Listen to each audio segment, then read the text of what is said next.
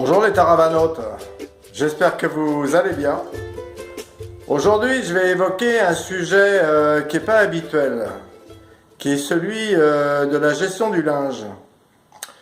Donc les tenues vestimentaires à bord de Taravana, la principale est celle qu'on porte 99% du temps. Elle se compose, je dirais, d'un chapeau, d'une paire de lunettes de soleil, d'un t-shirt, d'un short, maillot de bain et d'une paire de tongs.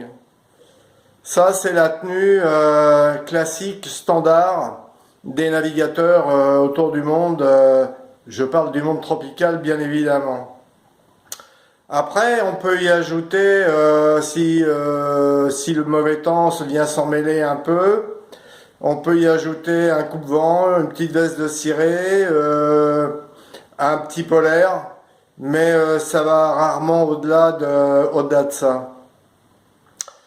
Il faut penser aussi aux sorties. Donc nous disposions à bord de tenues vestimentaires un peu plus citadines, je dirais, un peu plus élaborées, pour retrouver parfois quelques bons restaurants un peu chics. Et puis il faut penser au retour.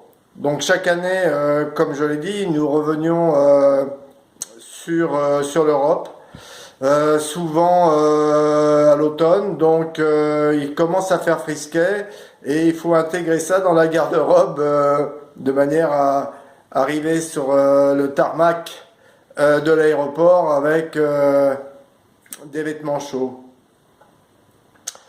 L'autre problématique à prendre en compte, c'est le lavage du linge, et notamment après une longue traversée. Donc, comme on vous l'a dit, à bord de Taravana, il n'y a pas de désalinisateur, donc il n'y a pas d'eau douce à profusion. Et le lavage, il faut qu'on le fasse à l'arrivée des longues traversées. Pendant la traversée, on se limite à laver les maillots de bain à l'eau de mer et à les rincer avec quand même l'eau douce de nos réserves. À l'arrivée, donc, ça se passe relativement bien. Le plus souvent, c'est dans une marina et presque toujours, il y a des machines à laver en libre service ou des laveries à proximité. C'est relativement simple. Si on arrive sur des îles un peu éloignées, ou même à Cuba, là c'est plus compliqué et la plupart du temps on a fait appel à des gens locaux. Et donc souvent une personne moyennant contribution a lavé notre linge, que ce soit le linge vestimentaire ou le linge de maison, la literie également. Donc ça s'est toujours bien passé dans un rapport gagnant-gagnant. C'est en plus une bonne occasion de faire connaissance avec les gens et c'est plutôt sympa, à vrai dire. Ça a toujours été sympa. On peut trouver aussi en Polynésie, ce fut le cas aux Marquises, ce fut le cas à Fakarava également, des boats de service. Et d'ailleurs, tiens, je fais un petit coucou au passage à Stéphanie et Aldric qui tiennent donc le boat de service de Fakarava.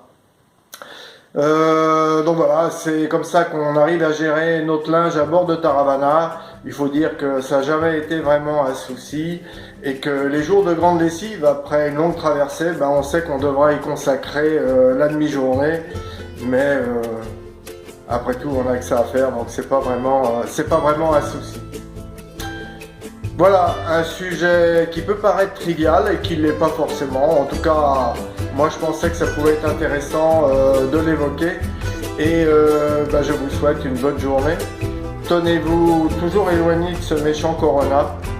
Et puis je vous donne rendez-vous demain. Bonne journée. Ciao.